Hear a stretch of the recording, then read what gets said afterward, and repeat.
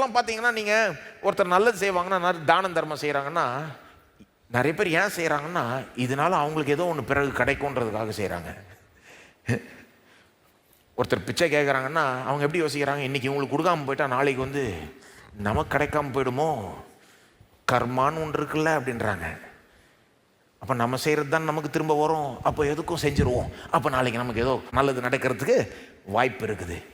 ஒருத்தருக்கு ஏன் உதவி செய்கிறாங்கன்னா, அநேக நேரம் இவங்களுக்கு உதவி செஞ்சால் நாளைக்கு ஒரு வேளை இவங்க நமக்கு ஏதாவது செய்வாங்க அப்படின்னு ஒரு எதிர்பார்ப்போடு தான். அப்போ சிலர்லாம் நல்லது செய்கிறதுக்கு வேறு நோக்கம் இருக்குது பாருங்க. இயேசு எந்த நோக்கத்தோடங்க பிதாவுக்கு கீழ்ப்படிஞ்சார்? பிதா சொல்றது எல்லாத்தையும் ஏங்க செஞ்சாரு? நல்லது ஏங்க செஞ்சாரு? எவ்வளோ பேரை போய் சுகமாக்கினாரு, எவ்வளோ பேருக்கு உதவி செய்தாரு, ஏன் செஞ்சாரு? அப்பதான் பிதாவிட்டு இருந்து ஏதோ தயவு பெறலாம், அவருடைய தேவை சம்பாதிக்கலான்றதுக்காகவா? கிடையாது. வரது ஏதோ அவருக்கு அதனால கிடைக்கும்ன்றதுக்காகவா? கிடையாது. பிதாவை அப்படி அவர் அன்பு கூர்ந்தார், அன்பின் நிமித்தமாய் செய்தார். யோவான் 14:31 சொல்றாரு, நான் பிதாவை அன்பு கூறுறேன்றதை உலகமே பார்க்கணுன்றதுக்காக நான் சிலுவைக்கு போய் சாகிறேன்றார். பிதாவின் மேல அவருக்கு அவ்வளோ அன்பு. பிதா சொல்றது எல்லாத்தையுமே செய்கிறார். என்னுடைய சித்தம் அல்ல, உம்முடைய சித்தமே ஆக கடவுது. அப்படியே மனிதர்களை விட தலையில பாருங்க இயேசு.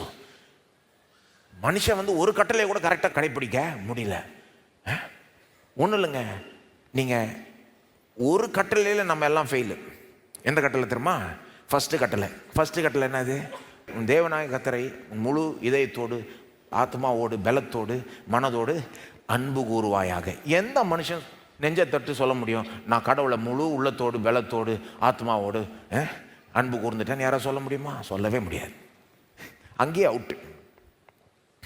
இயேசு ஒருத்தர் தான் அதை செஞ்சார்.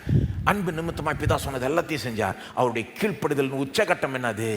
சிலுவைக்கு போகிறேன்னு சொன்னது தான் உச்சகட்டம். அப்போ அவ்வளோ கீழ்ப்படிதலும் பவுல் மனதில் வைத்து தான் சொல்லுகிறார். ரோமர் 5:19 ஒருவருடைய கீழ்ப்படிதலினாலே அநேகர் நீதிமான்களாக்கப்படுவார்கள். நாம கீழ்ப்படியல, அதனால நாம நீதிமான் ஆக்கப்பட முடியாது. ஆனால் அவர் கீழ்ப்படிந்ததுனால நாம நீதிமான்களாய் ஆக்கப்படுகிறோம், நீதிமான்களாய் எண்ணப்படுகிறோம், நீதிமான்களாய் தீர்க்கப்படுகிறோம். அவருடைய கீழ்ப்படிதலின் அடிப்படையில் அவருடைய வாழ்க்கை அப்படிப்பட்ட மரணத்தில் போய் முடிஞ்சதே.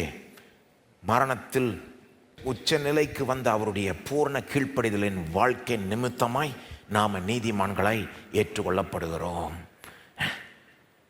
கிறிஸ்துவினாலே நாம நீதிமான்களாய் ஏற்றுக்கொள்ளப்படுகிறோம்.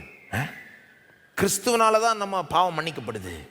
நாம பாவத்துக்கான விலையை நாம செலுத்தல, கிறிஸ்து செலுத்திட்டார். ஆனால் நாம செலுத்திட்டது போல தேவன் எடுத்துட்டார். அதே போல தான் நாம நீதியா வாழலை, ஆனால் கிறிஸ்து வாழ்ந்துட்டார். ஆகவே நம்மை நீதிமானாய் தேவன் ஏற்றுக்கொள்ளுகிறார்.